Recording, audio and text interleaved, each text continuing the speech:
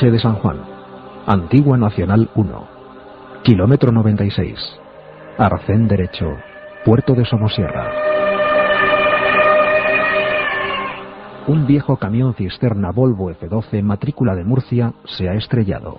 Los bomberos y Protección Civil intentan abrir la cabina.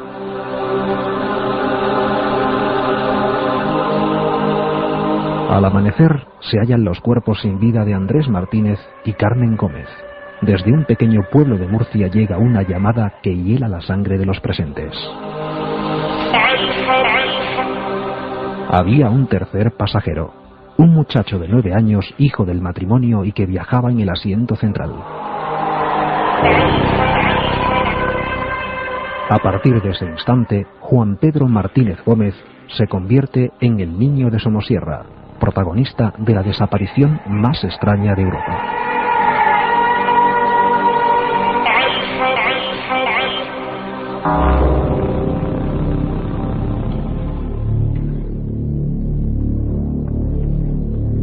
Juan Pedro Martínez Gómez tenía 10 años y desapareció casi como si el aire lo disolviese.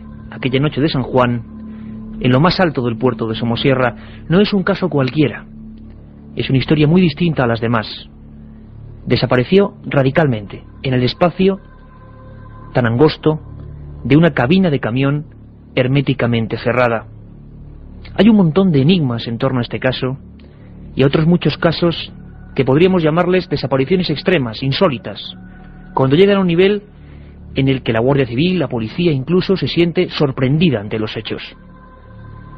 Juan Pedro Martínez no dejó una sola huella, una gota de sangre, un solo cabello, absolutamente nada dentro de la cabina del camión Volvo F12. Y veremos hoy en esta investigación que reabrimos de nuevo cómo hubo gente que siguió todo aquel viaje, un viaje que empezaba en Murcia, esa noche de 1986, muy cerquita de una pedanía llamada Los Cánovas, y que iba a terminar, felizmente, en Bilbao. Un camión cisterna lleno de ácido sulfúrico Oleum al 96%, y Andrés Martínez y Carmen Gómez, el camionero, ella la madre de Juan Pedro. Juan Pedro tenía un viejo sueño. Había aprobado el curso de EGB y quería ver las vacas pastando en el monte. Él nunca lo había visto en Murcia. Aprovechando ese viaje hacia Bilbao, un viaje largo, un viaje cansino, se decidió a tomar parte. Su padre lo acomodó y durante varios tramos importantes, las Pedroñeras en Cuenca, la venta del olivo, e incluso un poquito antes del puerto de Somosierra, la familia Martínez Gómez para su viejo Volvo F12, consume ciertos productos, leche, una mayonesa, es decir, deja un rastro de que eran 3 las personas que iban en ese vehículo. Al ascender por ese puerto de Somosierra, quizá muchos recuerden la Tortuosa Nacional 1 antiguamente, ocurre algo que nadie hasta hoy, 15 años después, ha logrado saber qué es. Una serie de curvas y ese camión con otros vehículos se estrella. Unos minutos después, Protección Civil, al mando de don Rafael Noja, llegan al lugar de los hechos. La cabina está herméticamente cerrada y los 2 cuerpos del camionero y su mujer yacen sin un rastro de vida. Una llamada produce realmente miedo en todas las personas que están allí. Había un tercer pasajero, Juan Pedro Martínez Gómez, el niño de Somosierra. Yo quiero agradecer personalmente, hoy en Milenio 3, en este nuestro tercer programa, en esta tercera investigación en vivo, la presencia de una persona que es María Legaz Jiménez. Es la abuela de Juan Pedro Martínez. Y nos hace ilusión que esté con nosotros porque desde luego, desde aquí, lo que queremos es volver a hablar del tema. Que cientos de miles de personas vuelvan a saber de esta historia que no se puede olvidar. Doña María Legaz, buenas noches. Buenas noches. Sabemos que estará emocionada, que recordar esta historia mucho. Es tremendo. Pero vamos a hacer un esfuerzo, doña María, vamos a hacer un esfuerzo porque lo que queremos todos, aquí como periodistas en Milenio 3, yo personalmente, Iker Jiménez, lo deseo con todo mi corazón, es que algún día sepamos algo de Juan Pedro. Aquella noche... Ojalá. Doña María, aquella noche... Hable un poquito más fuerte que no se oye bien. Claro que sí. Vamos a ver si nuestros técnicos pueden poner a doña María un poquito más fuerte el retorno. Doña María, le decía que aquella noche hay una noticia tremenda. El camión se ha estrellado ¿Qué ocurre? ¿Ustedes llaman allí? ¿Cómo se enteran de la tragedia? Mire, ellos salieron el día de San Juan en la tarde. Y a otro día por la mañana fue cuando tuvimos la noticia de que el camión se había estrellado. Yo no me enteré desde que no lleguemos allí al sitio.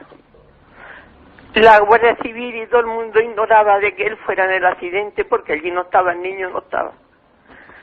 Claro, hasta ese momento, doña María... Él sí que iba con su padre y su madre. Él iba además, según parece, en la mitad, entre ellos dos, en la cabina del camión. Él iba con ellos en la cabina del camión.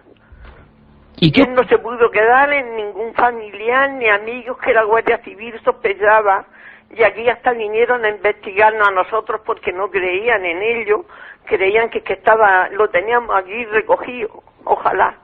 Ojalá. La verdad es que, doña María, se llegó a intentar decir muchas explicaciones que luego han quedado en nada. Por ejemplo, luego veremos cómo eso se supo que no era así. El ácido que llevaba el camión, algunos le llegaron a decir a ustedes incluso que podía haber sido el ácido, ¿se acuerda, verdad? Sí, sí. Pero todo aquello no fue así. Pero aquello quedó desmentido porque era imposible.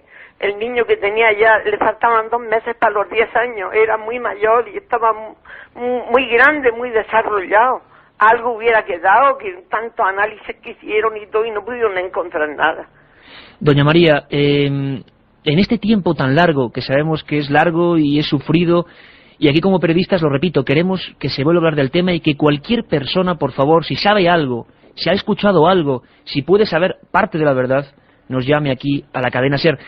Doña María, la cuestión es que en este tiempo, ¿qué esperanzas tienen? Absolutamente nada. Nada. Hemos investigado mucho, no la Guardia Civil, porque la Guardia Civil ha sido quien menos ha investigado. ¿Ustedes? La familia hemos investigado mucho, y la banea aquella que llegó al accidente, nadie ha sido capaz de poderla localizar. Porque es una cosa muy importante, doña María. Parece ser, en esta historia tan extraña, que algunos testigos ven una furgoneta Banet blanca, que en un momento dado... Con una pareja, no sé si decía que era matrimonio, con acento extranjero. Él ya, la mujer, el muchacho que estaba en el accidente, que llegó también al accidente, que era camionero, dice que la encontraba una mujer muy rara, que él lo hubiera reconocido entre medio de muchas personas. Sí, y en cambio, no se ha sabido ni medio. No se ha sabido nada, doña María, y parece ser... Estamos igual que el primer día. Igual que aquella noche de San Juan del año 86. Sí. Doña María, parece ser, según cuentan algunos testimonios, luego ahondaremos en la historia, que hay 2 personas, incluso algunos dicen con batas blancas y aspecto extraño, que se bajan y se acercan al camión. Pero en estos 15 años no ha habido una sola respuesta. ¿Ha habido gente que ha dicho que ha visto a Juan Pedro en algún sitio? ¿Les ha llegado a ustedes alguna información a ese respecto? Los videntes. Los videntes. Ya sabe usted lo que pasa. Pues sí, desgraciadamente sabemos lo que pasa. Pero yo ahora ya no creo en nada. En nada, no creo más que en el milagro que Dios pueda hacer. Videntes que se acercaban a ustedes, doña María, para intentar decir que sabían dónde estaba Juan Pedro. En la mano parecía que estaba, pero eso quedaba en nada absolutamente. Doña María, como decíamos, incluso hubo personas en un momento dado que intentaron colaborar. Fueron miles de personas, entre civiles, policías, Guardia Civil, los que buscaron a Juan Pedro. Le aseguro que nuestro ánimo está que Juan Pedro aparezca. Y es más, aquí vamos a dar una dirección. Yo así lo espero. Vamos a dar una dirección. Tengo el ánimo que no han parecido muerto. En algún lado tiene que estar vivo. ¿Usted cree que tiene que estar vivo en algún sitio, verdad? Tiene que estar vivo. Que tarde o temprano tiene que venir. Doña María, simplemente queríamos saber su testimonio. Es fundamental que este programa empezase con la historia de la propia familia de Juan Pedro Martínez Gómez y de las personas como la abuela, como doña María Legal Jiménez, que fue la que llamó y la que dijo hay un tercer pasajero. Y luego hay un montón de enigmas en torno a esta historia. Le aseguro que todo el equipo que estamos aquí de Milenio 3 vamos a hacer lo posible, al menos por difundir esta historia, al menos porque se sepa algo más.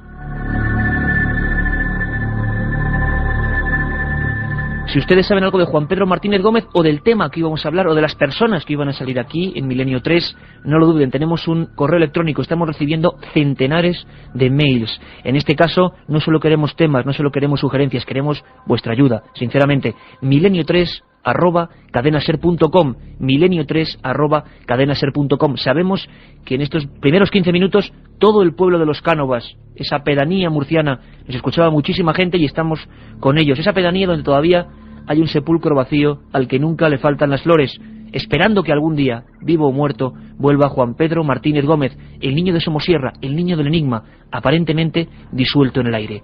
Ahora empezamos y reabrimos esta investigación.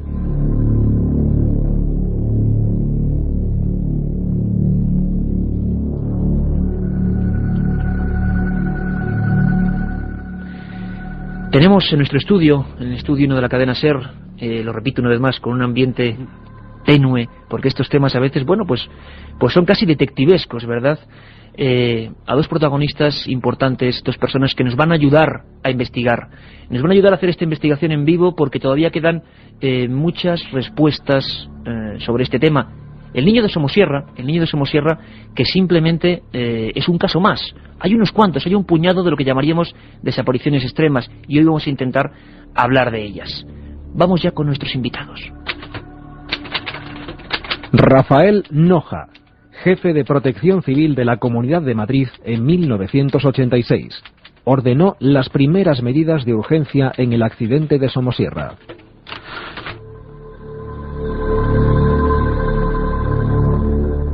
Don Rafael Noja es una persona que yo tuve el placer de entrevistar en varias ocasiones, investigando este asunto, siguiendo la pista del niño de Somosierra. Hoy es director del gabinete del delegado de Gobierno de Madrid. Don Rafael Noja, muchas gracias por responder a la llamada de Milenio 3. Encantado, mucho gusto. Rafael, estamos aquí escuchando atentamente en el estudio. Usted fue la primera persona, la primera autoridad que junto con el juez de paz llega al lugar. ¿Qué se encuentra en aquella escena en Somosierra, aquella noche de San Juan, Rafael? Bien, allí se había producido una colisión de 5 camiones en el kilómetro 94, exactamente en Somosierra, y como resultado de este accidente, pues perecieron el conductor del camión, don Andrés Martínez, y doña Carmen Gómez. El siniestro, pues bueno, se produjo al parecer por la rotura de los frenos del vehículo de matrícula de Murcia. Este camión era un camión de mercancías peligrosas, transportaba 20.000 litros de óleo, es decir, ácido sulfúrico, que al volcar la cisterna pues empezó a extender pues unos 10.000 litros y al tomar el cauce de un pequeño arroyo que llevaba al río Duratón en la provincia de Segovia teníamos miedo de que pudiese contaminarlo. Entonces las acciones que se tomaron inmediatamente fue a través de la Guardia Civil de los puestos de Robledo y Buitrago, que fueron los que llamaron inmediatamente a los servicios de bomberos de la Comunidad de Madrid. Se neutralizó la salida del líquido con una contención de arena para que esta materia no llegara al río. La circulación, recuerdo que fue desviada por la carretera Comalcal 110 y bueno, en aquel momento inmediatamente se dio la notificación a los servicios de protección civil de Segovia para que se supiera cómo estaba la actuación. Hay un momento, don Rafael, que surge la noticia, que imagino que se quedan todos helados porque hay un tercer pasajero y no está, ¿no? Evidentemente. El tercer pasajero, lo primero que nos hace es dudar que nosotros no lo encontramos allí. Había unos zapatos y un jersey de un niño pequeño, esto no cabe duda, que iba en la cabina del camión. Pero ese pasajero nunca lo vimos y yo estuve desde los primeros momentos allí. Ni un rastro, nada. Dígame, perdón. Le decía don Rafael que aquí el gran enigma es que es un espacio que no es la calle, que no es un monte, que es una cabina de camión y no había absolutamente nada. Nada, en absoluto. Es más, cuando el camión se levanta y se ve, bueno, al matrimonio que incluso le había afectado pues la cara y parte de los brazos, el oleum, porque es un ácido sulfúrico, es corrosivo, allí no vimos en absoluto al niño. ¿Y qué teoría, don Rafael, en una persona que como usted ha visto por su trabajo en aquella época como jefe de protección civil, todo tipo de accidentes? Yo sé que usted, al menos cuando yo lo entrevisté, me acuerdo perfectamente que este caso impresiona, queda con el enigma. ¿Qué llega a pensar en aquel momento? Cuando empiezan las investigaciones, ¿dónde está ese niño? ¿Cómo no puede haber dejado un solo rastro en el camión? Bueno, pusimos una operación en marcha fuerte, es decir, con helicópteros de la Guardia Civil y motocicletas, se peinó la zona en un área de 30 kilómetros, por si el niño hubiera sido despedido por el impacto del camión. No se tuvieron resultados positivos. La segunda fue, por las entidades actuantes en el accidente, se rastreó la zona sin resultado. Y luego hubo una tercera que fue voluntariamente del maestro del municipio de Somosierra, que conocía muy bien la zona.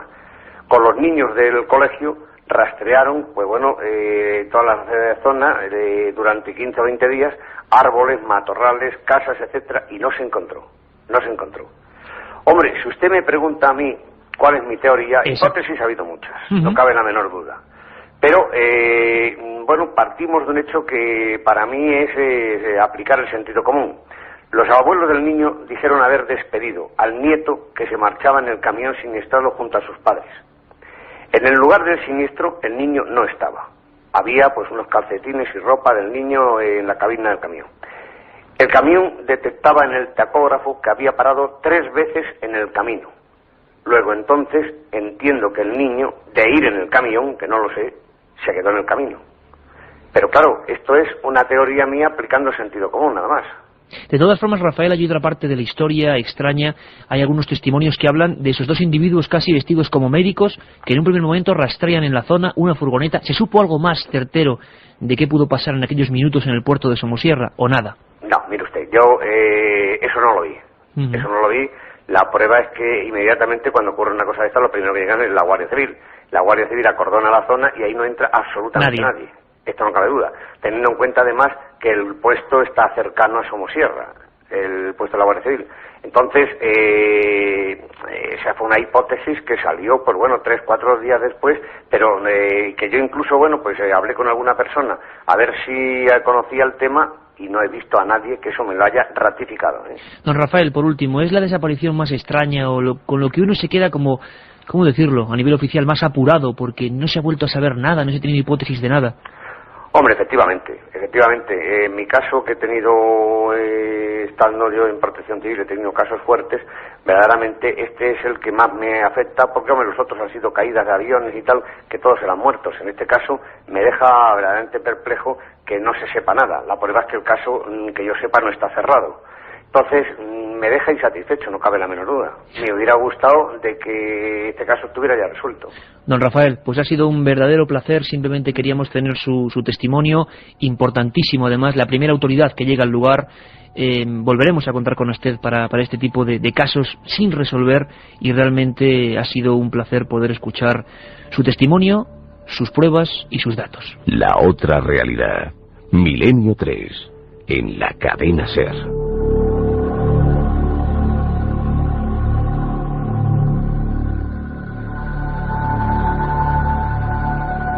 El caso del niño de Somosierra, Juan Pedro Martínez Gómez, aparentemente absolvido por la nada.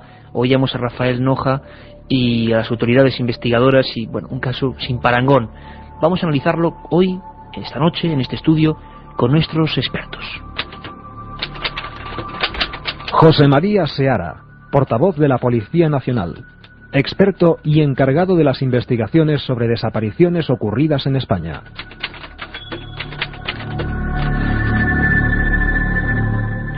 Don José María Seara, ante todo, muchas gracias por estar aquí acompañándonos en el estudio en Milenio 3.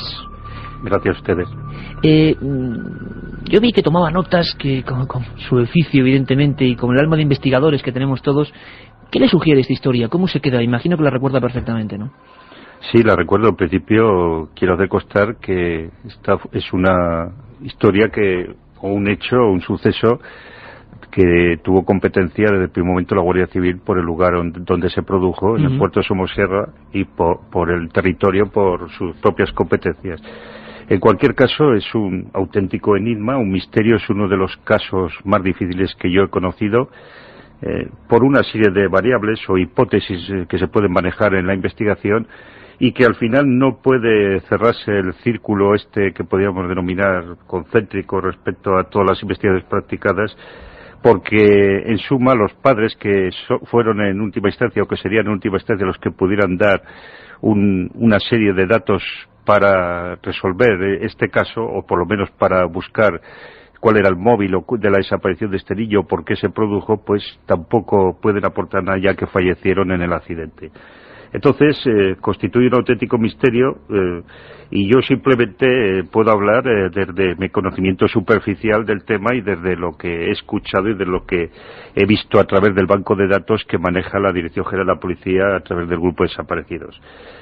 Hay varias hipótesis, como aquí se han apuntado algunas. El niño, si realmente llegó hasta el lugar donde se produjo ese lamentable accidente en Somosierra del camión, viajaba en el camión en ese momento, si pudo salir del camión, si se perdió en esa zona montañosa, escarpada, donde al parecer no, o en un plano muy limítrofe había animales sueltos, como pudieran ser animales dañinos, semisalvajes, si abandonó el lugar en busca de ayuda, si realmente tuvo lugar la presencia de esa pareja, presumiblemente de extranjeros, que habría que determinar la nacionalidad de los ocupantes de ese coche, si se realizaron esas paradas, y luego realmente todo ello se van analizando unas hipótesis, una comprobación de resultados, de datos, hasta llegar a una tesis o a un análisis de lo que ha podido suceder.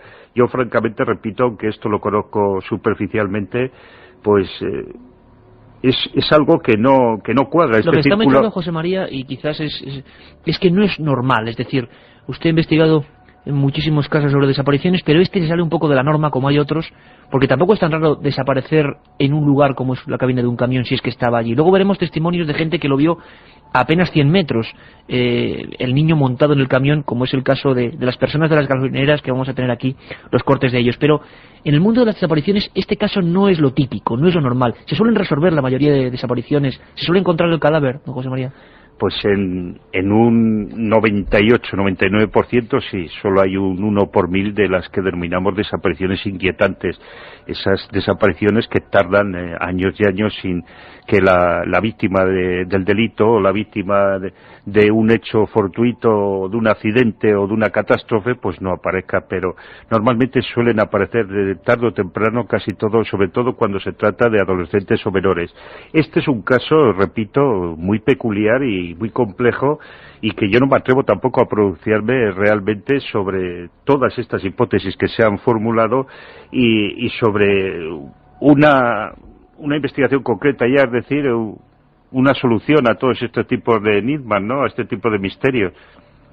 Javier Sierra nos acompaña, nuestro colaborador habitual, periodista, investigador de estos temas, ha seguido muchos casos también de desapariciones desde el punto de vista periodístico, y como es mi caso, siempre de formación profesional, te queda realmente con casos como estos. No es el único, ¿verdad?, en España el caso del niño de Somosierra. Hubo, lo decía ahora, casos como el del niño pintor, ¿no? Exactamente, sí, hay una pequeña estadística de casos, tanto en España como en otros países, que quedan siempre sin resolver, y desgraciadamente la mayor parte de esos casos sin resolver corresponden, por una macabra casualidad, supongo, a niños o a personas menores de edad, ¿no? Hay una cosa en cualquier caso de este asunto que nos ocupa esta noche, que yo creo que es especialmente interesante de reflexionar sobre ella. Si el niño pintor, como sospecha María Legaz, la abuela, el niño de Somosierra, estuviera todavía hoy vivo, hoy tendría aproximadamente unos 26, 27 años. Uh-huh. La policía tiene hoy medios científicos para reconstruir lo que sería la evolución del rostro, se puede hacer digitalmente, la evolución del rostro que este niño tendría en la actualidad, que ya sería una persona perfectamente adulta. Se ha hecho esto, se ha buscado, hay algún tipo de intentona en ese sentido, se ha puesto en manos de la Interpol por si acaso está más allá de nuestras fronteras. Sí, efectivamente, no solo este caso, sino todos los que existen o que se encuadran dentro de esas denominaciones que yo hacía antes de desapariciones inquietantes. Se hace no solo un retrato robot, sino una serie de pruebas biológicas, se aportan todos los datos que se tenían de los posibles desaparecidos, se ha analizado y a través de ese banco se remiten todas las investigaciones practicadas hasta ese momento, con todas las hipótesis que se pudieran haber formulado con respecto a este tipo de hecho cuando se produjo la desaparición. Y indudablemente yo estoy de acuerdo que después de cumplir este periodo de tiempo tan prolongado, incluso este niño tiene que tener, con 10 años una persona todavía no ha desarrollado suficientemente sus capacidades cognitivas, sus capacidades intelectuales, otra serie de capacidades, ¿no? Pero yo creo que sí que tiene unos recuerdos de infancia o debía de tener unos recuerdos de infancia o unos recuerdos tanto remotos como próximos, que en un momento determinado le hicieran recordar ciertos aspectos de su vida anterior. Entonces eso es lo que también me ha llamado a mí la atención, que después del tiempo transcurrido, si este niño realmente fue raptado, fue tomado por otra serie de personas, o abandonó el lugar y apareció en otro lugar diferente, si a través de toda la cooperación y colaboración internacional que ha habido no se ha podido determinar un lugar específico donde pueda estar, es lo que también me llama a mí la atención. Hubo un tiempo que España entera se empapeló con un cartel tan dramático como lo son todos los desaparecidos, que decía: se busca a Juan Pedro Martínez. Él aparecía vestido de primera comunión. Yo les puedo decir a todos los oyentes de Milenio 3, repito el mail que tenemos para la comunicación, que están llegando un montón de mensajes para nuestros invitados: milenio3@cadenaser.com, milenio3@cadenaser.com.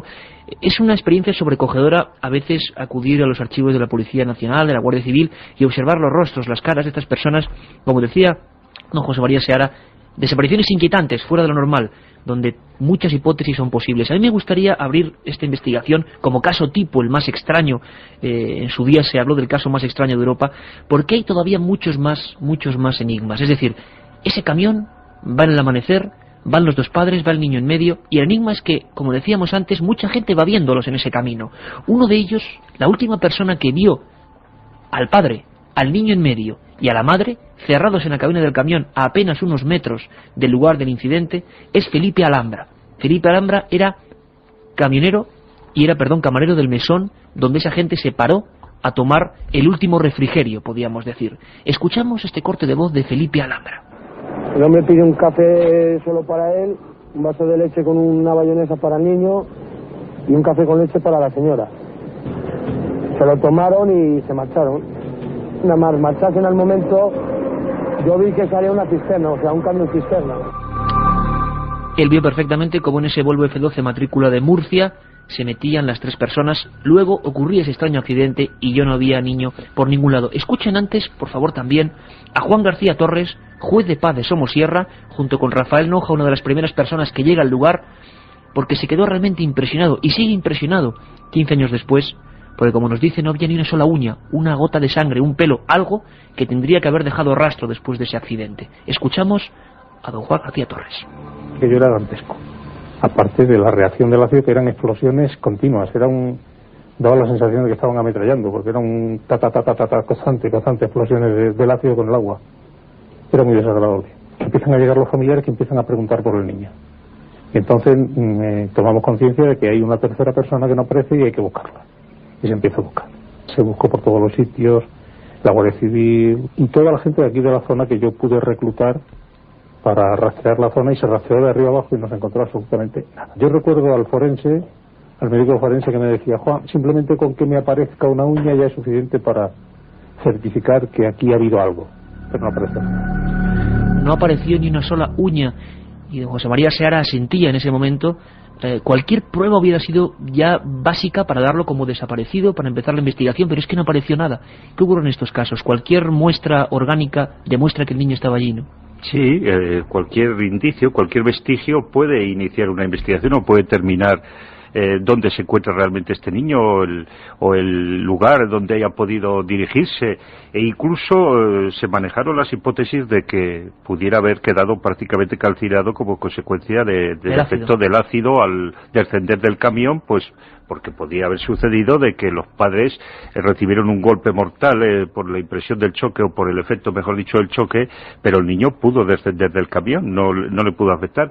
Pero claro, incluso aunque hubiera quedado totalmente quemado, hay una serie de rastros, hay una serie de vestigios que siempre aparecen. Es el caso, por ejemplo, de las piezas dentales que aguantan, esto no lo sabe mucha gente que está al margen de estos temas, pero aguantan más de 1400 grados de calor. Hay otra serie de aspectos de huesos, hay otros estudios antropométricos que se pueden hacer, ciertos pelos o señales incluso que pueden aparecer, que pueden determinar perfectamente si el niño ha fallecido como consecuencia de haber quedado totalmente abrasado, si el niño, como decía antes, está en un determinado lugar o ha abandonado ese lugar, en fin, una serie de rastros vestigios que aquí tampoco aparecen, y esto es lo que todavía lo hace más enigmático a este caso. Don José María, ¿cuánta gente en sus informes o investigaciones desaparece en España oficialmente, digamos, en un año? Pues en un año desaparecen alrededor de 14.500 personas como término medio. 14.500 personas. Sí, en concreto en el año actual, en el año 2001, mejor dicho, lo que llevamos de 2001 y hasta la fecha han desaparecido. Hablo de denuncias efectuadas, que luego aclararemos qué relación tiene esto con las desapariciones y si efectivamente son las desapariciones reales que se producen. Han desaparecido en el año 2001, la estadística que tenemos en el Banco de Datos Policiales y las denuncias formuladas, 14.966 personas de ambos sexos y de todas las edades, lo que representa un aumento con respecto al año anterior de un 7-16%. ¿Ha habido un aumento? Sí, 13.966 en el año 2000. El periodo de tiempo que transcurre desde enero del 2002 hasta la fecha todavía no lo podemos cuantificar, pero lo que figura aproximadamente por la evolución que figura en el banco de datos es similar a de años anteriores. Normalmente son 14.500 personas las que desaparecen en términos más o menos. Y de esos casos, don José María, imagino que como usted ha dicho y lo ha dicho aquí en los micrófonos de Milenio 3, hay un inmenso porcentaje que se descubre el cadáver, los móviles, la gente vuelve, me imagino, de aventuras pasajeras. Todos hemos escuchado historias sobre todo relacionadas con adolescentes, pero hay un porcentaje mínimo de esas desapariciones que van a pasar a formar parte de esas fotos dramáticas de los hechos un poco inexplicables. De esas 14.000 personas, ¿cuántas pueden quedarse? Sabemos que son cálculos muy a la ligera, pero para que la gente se haga una idea, en ese otro archivo, digamos, de las desapariciones insólitas o de alta extrañeza. Bien, primero voy a hacer constar que en el año 2001, y esto es aplicable en términos cuantitativos al resto de los periodos anuales, es decir, lo que comprende 12 meses del año natural, quedan reclamaciones vigentes a priori de personas que todavía no han aparecido, un total de 1.841. Se investigaron y se reintegraron a sus respectivos domicilios un total de 13.125 personas de 14.966. ¿Quiere decir exactamente que esas 1.841 son desapariciones de las que antes hablaba como inquietantes? No. Puede ser que en la actualidad el número de personas con búsquedas en vigor son en concreto más nacidas fuera de España que en España. ¿Qué quiere decir? Primero, la problemática de la inmigración, ya que en gran mayoría son menores los denunciados. Son de procedencia magrebí, marroquí y argelinos, que son fugados de centros de acogida. Estos chicos pueden estar denunciados como desaparecidos ¿En sus países de origen? En sus países de origen 4, 10, 15 o 20 veces. Incluso los centros de protección dependientes de las comunidades autónomas les reintegran o les devuelven a sus países de origen después de realizar unos trámites que están especificados de manera legal y vuelven a escaparse de los lugares de donde han nacido. Y figuran como desaparecidos a nivel oficial, digámoslo así, ¿no? Sí, incluso algunos de ellos, aunque no se reintegraran de nuevo a nuestro país, utilizando los métodos más peculiares para penetrar a través de Ceuta y Melilla. Hablo del caso de los magrebíes es decir, argelinos y marroquíes, que son los que en mayor número se denuncian como desaparecidos.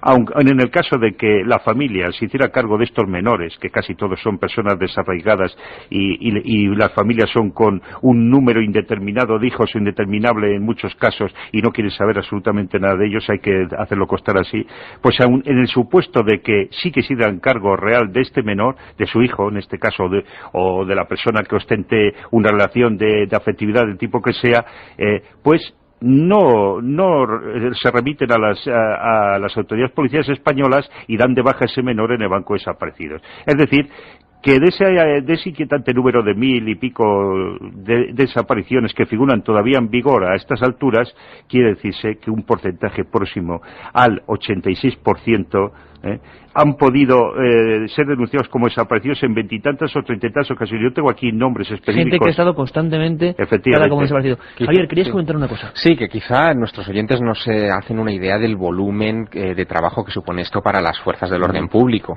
Las cifras que nos está dando la Dirección General de la Policía, en base a los datos de la Dirección General de la Policía, son escalofriantes si se ven desde otro punto de vista. Claro, si se dice 4.966 casos en este último año, bueno, suena muy bonito, pero habría que especificar que son casi 50 desapariciones al día, es decir, 2 a la hora. En Estados Unidos ese volumen se calcula aproximadamente en una desaparición de una persona, en la denuncia de una desaparición, cada 8 minutos. Quiero que es un problema, cosa, Javier, es un problema magnífico, porque, de gran alcance. Porque teniendo como base el tema de la desaparición más rara de Europa, ese chaval que aparentemente se disuelve en la nada, hablábamos del ácido. Recuerdan que ese camión llevaba ácido, llevaba un material que se pudo saber. Escuchamos ahora al químico, Alberto Borrás, realizó pruebas diversas. Y desde luego, como nos decía don José María, los huesos, los dientes tenían que haber quedado y aparecido. Es imposible, ese muchacho nunca pudo ser disuelto por el ácido. Me gustaría que escucharan 2 cortes de la entrevista que mantuvimos con Alberto Borrás y que saquen sus conclusiones. Entonces, para tener una cierta seguridad en este asunto, lo metí en ácido sulfúrico concentrado en 96%. Y a las 24 horas el hueso está totalmente entero, vaya que está más quebradizo, algo así, pero está entero perfectamente, ¿no? El ácido sulfúrico es muy difícil que llegue a disolver totalmente un hueso, ¿no? Pasará a otra dimensión, a otro universo paralelo, por un mecanismo que desconocemos, que se activaría en el momento en que una oleada de ácido sulfúrico que iba a cubrir el niño, antes de que sucediera esto, algo ocurrió y el niño entonces pasó a otro, llamémoslo, un universo paralelo. Esas palabras en boca de un químico realmente son curiosas. Universo paralelo, parece que la física, la propia química está descubriendo campos desconocidos. Oímos habitualmente en las noticias historias como agujeros de gusano, espacio atemporal. Quién sabe si Juan Pedro fue víctima de una de estas especies de bromas del espacio-tiempo. ¿Qué es esto de mundo paralelo que nos dice el químico Alberto Borrás, Javier? Bueno, Alberto Borrás yo creo que llega a esa interpretación en los casos más desesperados, ¿no? Cuando ya no hay... Como el de Juan Pedro. Exacto, cuando ya no hay explicación posible, pues aparecen todas esas explicaciones, a veces casi rayanas en la ciencia ficción, pero que hacen que intervengan también personajes como estos videntes, que también hacía alusión la abuela, ¿no? María Legaz hace un tiempo. Pero hay una cosa curiosa que creo que es interesante también añadir.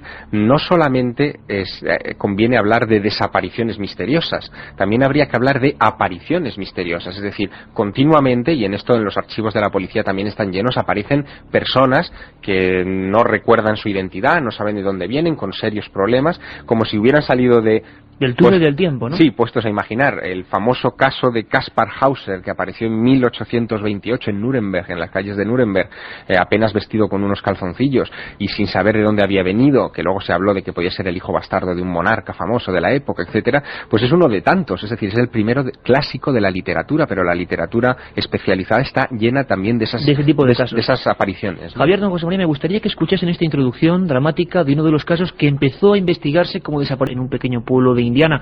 No es el caso único, aunque sí el que probablemente reabrió el interés de algunas autoridades por este tipo de temas. Hablaremos mucho más y le aseguro que en programas sucesivos podremos plantear el tema de los desaparecidos en general, pero tenemos al otro lado del teléfono a un reportero brasileño, un periodista de investigación auténtico que pudo seguir, y espero que nos haga una crónica breve pero aterradora, porque el caso así lo fue, de uno de los casos que en Brasil más desconcertó a la policía brasileña y que realmente parece digno de la ciencia ficción, pero ocurrió con nombres y apellidos, el caso de Rivalino Mafra da Silva. Pablo Villarrubia Mauso, reportero brasileño, ¿qué ocurrió con este hombre? Pues buenas noches, muy buenas noches, y os cuento un poco sobre el misterio del caso de Rivalino Mafra, ocurrido en agosto del año 1962, cuando en el estado de Minas Gerais, en Brasil, que es un estado ya por excelencia muy importante en relación a apariciones de ovnis, una persona, Rivalino Mafra, que era un buscador de oro, un campesino también de la ciudad de Diamantina, se vivía a las afueras de esta ciudad colonial portuguesa. Este hombre se levanta y su hijo es el primero que sale de su choza, de su humilde casa que habitaba ahí en los campos de Minas Gerais, y ve en el suelo dos esferas, dos objetos que el niño este de 12 años en aquel momento, comparaba a un tatuzinho, o sea, a armadillos, como se dice en castellano, en esos mamíferos pequeños. Uno de ellos era totalmente negro y el otro objeto, la otra esfera de unos 40 centímetros de diámetro aproximadamente, era blanca y negra. Estos dos objetos parece que se movimentaban por el suelo, poseían un pequeño apéndice de unos 2 centímetros y eran aplastados, tenían una forma aplastada. Entonces el niño asustado llama a su padre y Rivalino Mafra, este hombre se acerca a la puerta de la casa y a una distancia de aproximadamente unos 2 metros de la puerta, este hombre avanza y estos dos objetos empiezan a moverse y a girar en torno de él. Al cabo de 5 segundos aproximadamente, el tiempo que calculó uno de los investigadores de aquella época, Walter Willer, un alemán muy metódico en este tipo de investigaciones, este hombre, Rivalino Mafra, se desvanece en pleno aire, desaparece completamente, y el niño, totalmente aterrado, llama a sus 2 hermanos y van a una vecina a avisarles lo que le había pasado al padre. El padre, nunca más volvió a aparecer. La policía hace una serie de pesquisas, de investigaciones bastante intensas en ese lugar. Varias personas comparecen, el niño incluso es interrogado por la misma policía, después por psicólogos y psiquiatras, y no consiguen determinar ninguna incoherencia en el relato de este niño. Como digo, Rivalino Mafra nunca más apareció desde aquel triste, ¿no?, y trágico agosto de 1962. Era un hombre que no poseía enemigos, no tenía ningún problema personal con nadie en aquella región, una región relativamente o bastante tranquila entonces en 62. Y es un gran misterio porque 2 días antes de la desaparición de Rivalino Mafra se habían visto una gran cantidad de esferas luminosas y algunos objetos en forma de disco sobrevolando las sierras de Diamantina. Pablo, muchísimas gracias por tu información. Don José María, para concluir, ¿hay casos tan extraños como estos? La policía investiga de vez en cuando estas historias y muy pocas veces sabemos la solución concreta a estos hechos, ¿no? Bueno, estos son ya fenómenos paranormales o parapsicológicos que yo no me atrevería a entrar mucho en ellos, primero porque no creo realmente en este tipo de fenómenos, ¿no? Comprendo que puede tener incluso hasta una base científica, pero la policía tiene que basarse en unas hipótesis, en unos hechos objetivos, esa es la realidad, y en base a eso tiene que investigar.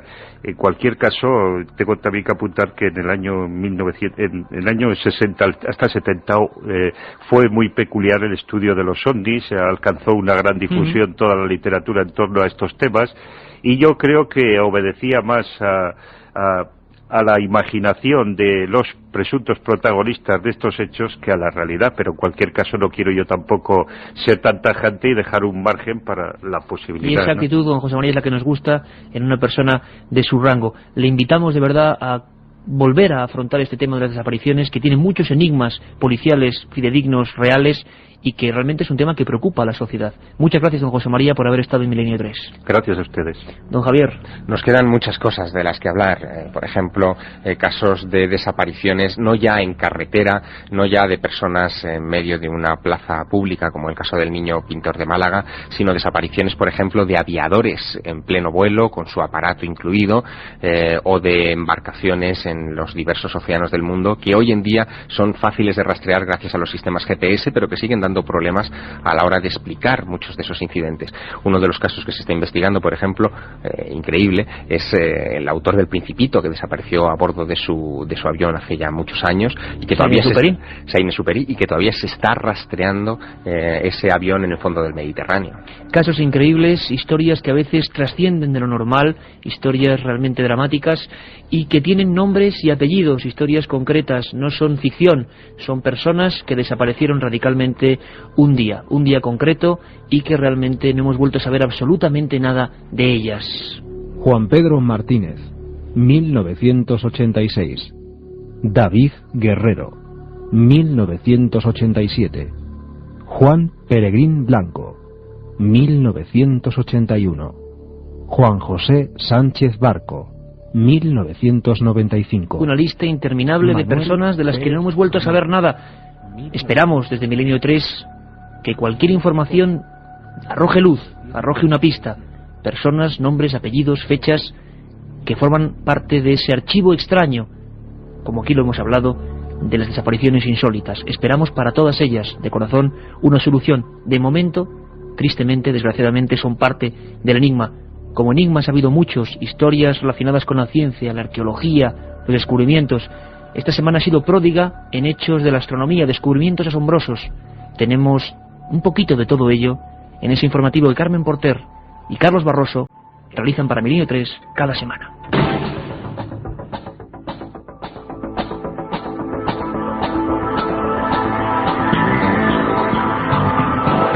Arqueólogos británicos han vuelto a dar una sorpresa a todo el mundo, anunciando el descubrimiento de una ciudad perdida desde hace más de 400 años en Perú. Los expertos no se ponen de acuerdo en torno a la importancia de este núcleo urbano, que muchos sitúan como el último refugio de los incas antes de ser exterminados por los colonizadores españoles. Será nuestro primer asunto en un informativo que viene, como siempre, cargado de noticias. Repasamos con Carmen Porter algunas de las más interesantes. Hablaremos del descubrimiento en un papiro del mapa de España más antiguo hallado hasta el momento. Por otra parte, la Agencia Espacial Europea se lanza a la búsqueda de posibles planetas con vida en el universo. Y viajaremos hasta un pueblecito de Gran Bretaña, donde se han concentrado fervientes seguidores del mítico Conde Drácula.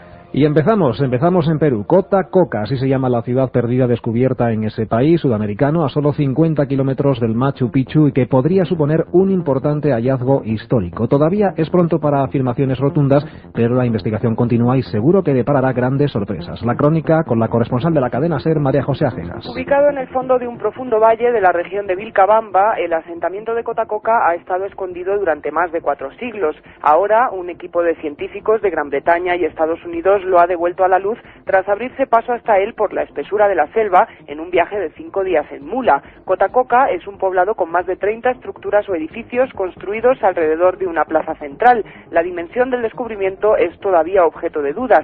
Para sus autores se trata de lo que pudo ser uno de los refugios de los gobernantes incas desde la llegada de los españoles en 1532 hasta la ejecución del último cacique, Tupac Amaru, 40 años después. Otros, en cambio, consideran que se trata de un asentamiento más, de un pueblo sin mayor relevancia política. Sea como sea, Cotacoca permitirá estudiar mejor a la civilización inca, una de las más importantes y a la vez más desconocidas de América. Continúan los estudios para aclarar uno de los grandes misterios de todos los tiempos, el origen del ser humano. Según uno de los últimos análisis publicado en la revista Proceedings, se han encontrado rasgos comunes entre un primate con 33 millones de años de antigüedad y los actuales seres humanos. Carmen. El hallazgo realizado por investigadores de las universidades de Duke y Washington posee importantes implicaciones para el conocimiento de la evolución humana. Gracias a las tomografías computerizadas de 3 cráneos de fósiles, los autores descubrieron que el primate tenía senos paranasales similares a los de los humanos modernos. Los resultados echan por tierra la hipótesis de que fueron los proconsúlidos, un grupo de primates que vivieron hace 20 millones de años, los primeros ancestros de los seres humanos. Y seguimos aún con investigaciones interesantes, porque un científico alemán ha analizado un papiro del siglo I a.C. con el mapa de España más antiguo. Los arqueólogos gallegos habían depositado grandes esperanzas en el hallazgo porque en el mapa aparece un gran río y varias ciudades, una de ellas identificada en principio como Vigo. De momento, todas las posibilidades están abiertas. Desde Radio Galicia informa Gonzalo Cortizo. Los arqueólogos tendrán que esperar a otra ocasión para echar luz sobre la procedencia de algunos topónimos gallegos. El descubrimiento del mapa no ha ofrecido las pistas esperadas y Galicia asume que el problema de su toponimia viene dado por la falta de definición en las fuentes consultadas. Una de ellas, el itinerario de Antónimo, no consigue situar con certeza algunas de las que ahora son las principales ciudades de esta comunidad autónoma. Uno de los ejemplos es el de Vicu Espacorum, identificada inicialmente como la moderna ciudad de Vigo. Hoy en día pocos expertos mantienen esa teoría al considerar que Espacorum denomina a la tribu de los pacoros que habitó en la costa sur de la provincia de A Coruña. Algo parecido a lo de Vigo ocurre con la famosa Brigantium, nombre que inicialmente se asociaba a la raíz celta briga, que significa ciudad. En algunos estudios se asegura que ese topónimo hace referencia al faro de los brigantes, y es que A Coruña era un puerto base de la flota romana que luchaba en Britania. Decepciones, por tanto, en torno al mapa más antiguo de la península, que poco aclara en torno a de dónde vienen los nombres de muchas de las localidades sobre las que pesan dudas históricas. Y del pasado al futuro, porque la Agencia Espacial Europea ya ha marcado sus objetivos para los próximos años. Entre esos objetivos, la búsqueda de vida fuera de nuestro planeta. El reto fundamental europeo es estudiar la manera de mantener a una persona en el espacio durante mucho tiempo para saber cómo se comporta el cuerpo humano allí, y la búsqueda de posibles planetas con vida en el universo. Que España se apunte a la investigación de otros planetas nos da muchas más posibilidades de tener conocimientos de primera mano y crear proyectos como el de regenerar el aire y el agua en la Estación Espacial Internacional. Y aún no hemos terminado, hay otras noticias también interesantes que les contamos ya de forma breve. Nos vamos a Managua, en Nicaragua, donde se ha producido un nuevo avistamiento de ovni esta misma semana. Edgar Rodríguez, que fue el primero en avistar el objeto, aseguró que se movía sobre su mismo eje, daba 2 vueltas a la izquierda y después 2 a la derecha, como si se fuera desenroscando, y que en ningún momento dejó de avanzar. Por su parte, otro de los testigos, Mario Rojas, logró grabar un vídeo donde se observa un artefacto ovalado que cambiaba de color y volaba a gran altura, realizando movimientos imposibles. Científicos de Arizona consiguen que unos monos jueguen al ordenador utilizando solo su pensamiento. Un equipo de científicos de la Universidad de Arizona entrenó a 2 macaques rhesus para que jugaran con un programa de computadora en el cual debían mover unas esferas circulares en un espacio virtual tridimensional. Para ello, ataron los brazos a los monos para que no pudieran usar las manos. Cuando los primates se dieron cuenta de que con sus pensamientos podían mover el cursor, dejaron de esforzarse por moverse. Y una más para terminar. La ciudad inglesa de Whitby se disputa con Transilvania la paternidad del mito de Drácula. Bram Stoker escribió en esta ciudad la legendaria novela de un conde que chupaba la sangre de sus víctimas, convirtiéndolas a estas en vampiros. En la actualidad, este pueblo es una obsesión para una nueva generación de devotos que se hacen llamar goths. Con los rostros pintados de blanco y negro, vestidos con trajes de época y con grandes cadenas de plata colgadas de sus cuellos, se concentran en la iglesia local y aseguran que la ciudad está hechizada y que allí ocurren muchos fenómenos paranormales. Pues no hay tiempo para más, aunque recuerden que la próxima semana les contaremos nuevas y apasionantes noticias en Milenio 3.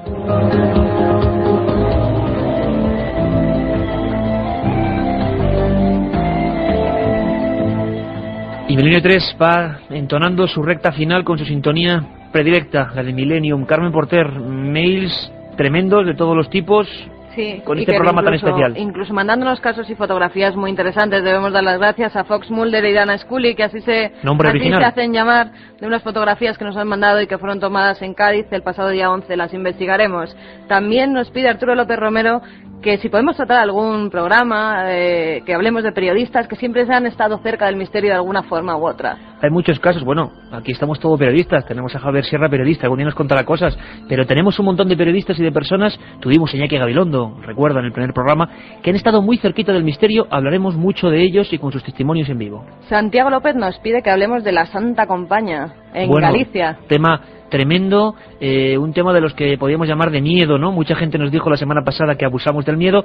Milenio 3, lo digo siempre, tiene muchas caras, es poliédrico. Cualquier día les podemos sorprender con un tema de este tipo. Y bueno, luego que no nos echen la culpa, ¿verdad, Carmen? Exactamente. Miguel Ángel nos invita a hablar de Roswell y de Majestic 12. Hablaremos mucho, largo y tendido de Roswell con los máximos especialistas. Y la verdad es que yo creo que se sacarán nuevos datos en esos temas tan controvertidos. Lo más importante, Carmen, es que la gente escribe y plantea sus temas, ¿no? Exactamente. Nos siguen escribiendo a milenio3 con número @cadenaser.com. También nos plantean que a ver si podemos decir algunos libros de misterio, porque a la gente le interesa estos temas y se quiere documentar. Hablaremos de muchos libros como los que sorteamos cada semana. Katia Rocha. Exactamente, la semana pasada regalamos 5 libros, Misterios de la Iglesia, editado por EDAF, de Carmen Porter. Bueno, los afortunados han sido Sonia Guirao Muriel, Javier Valero, Alex Ramos, Alfonso Matías García y Rigel Santos. Nos tienen que devolver un email con su dirección para que les enviemos el libro. Mañana en la Feria del Libro de Madrid, de 6 a 8 de la tarde, Iker y Carmen van a estar firmando libros en la Feria del Libro de Madrid, de 6 a 8 de la tarde. Búsquenles, que ahí estarán. La presentación de Encuentros, el libro que regalamos la semana pasada, y Misterios de la Iglesia, los dos editados por EDAP, será el próximo viernes 21 a las 7:30 de la tarde en la Casa de Cantabria, en la calle Pío Baroja de Madrid. Habrá que ir a esta cita, ya lo contaremos en Milenio 3 y les anunciaremos la presentación que tendrá lugar la semana que viene en Barcelona. Esta semana vamos a regalar 5 libros, Enigmas, en el que aparece el caso de Somosierra, editado por EDAF, 5 libros, entre todos los oyentes que nos escriban un email. El contestador muy próximo, ya dentro de un poquito. Eso esperamos, porque mucha gente quiere contar sus historias, sus propias historias. No tenemos tiempo para más. Milenio 3, abrimos de nuevo una investigación en vivo, lo haremos de nuevo con todos ustedes.